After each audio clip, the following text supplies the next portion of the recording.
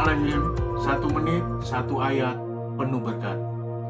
Tinggi hati menuju kehancuran, rendah hati membawa kehormatan. Amsal 18 ayat 12. Tinggi hati mendahului kehancuran, tetapi kerendahan hati mendahului kehormatan. Dari ayat ini paling tidak ada 2 kata yang perlu kita garis bawahi. Yang pertama adalah tinggi hati, dan yang kedua adalah rendah hati. Sifat tinggi hati adalah sombong, angkuh, tidak peduli terhadap orang lain, bahkan sering sekali susah untuk mengalah.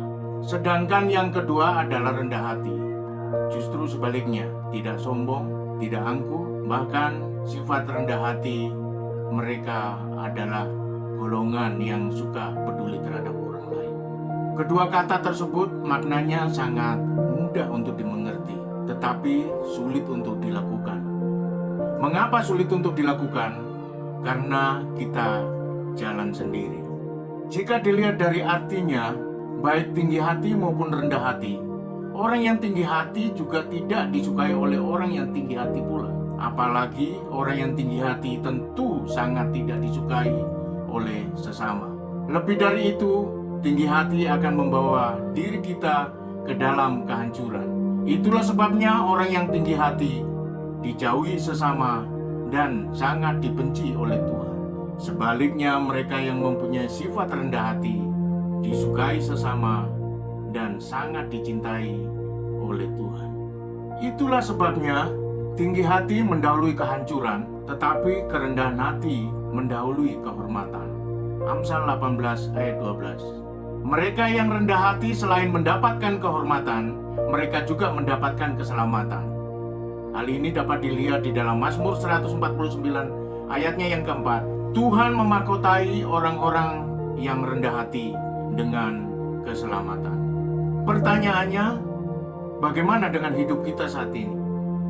Apakah kita sudah hidup dengan rendah hati?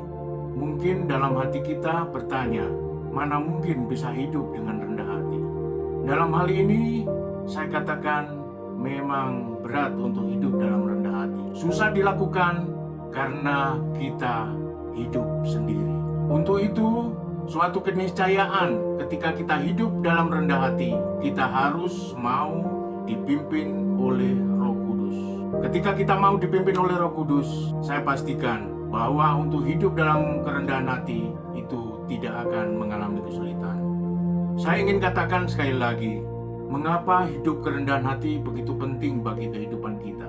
Hal ini karena mereka yang mempunyai kerendahan hati membuat jiwanya mendapat ketenangan dan kehormatan menjadi miliknya.